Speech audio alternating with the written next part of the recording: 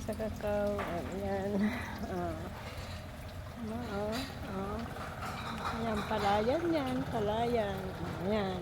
Wala pang tanim. Wala pang tanim na palay. Apa yan? Ang traktorin pa yan. Tapos yan. Pagkatapos ng traktor, tatanim na sila ng palay. Ayan. Diba? Ang ganda ng dito. Iba talagang buhay sa probinsya. Libre electric pan. Mahangin. Sa labas ng bahay. Ayan yung bahay. Ayan. Ay, may kulungan pa ng baboy. Ayan. Ayan dito ako. Ayan mga manok. Daming manok. Ayan. Ayan dito saan ko.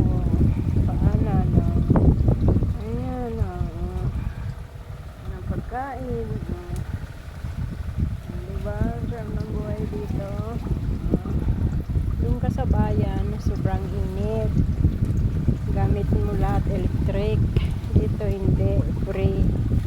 Free hangin, free air, fresh pa, diba?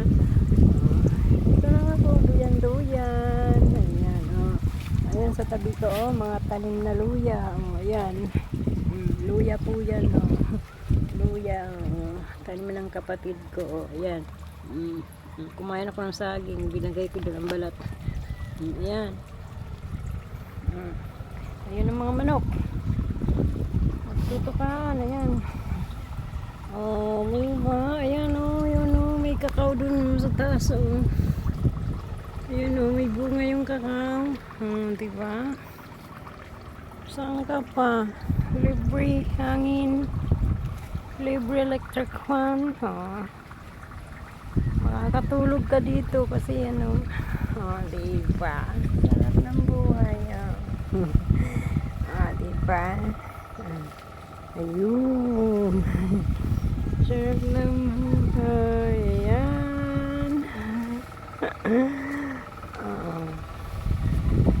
Makulimlim ang panahon dito. Ulan-ulan, konting ulan-ulan, patak ng ulan na naman sa bubog ng bahay.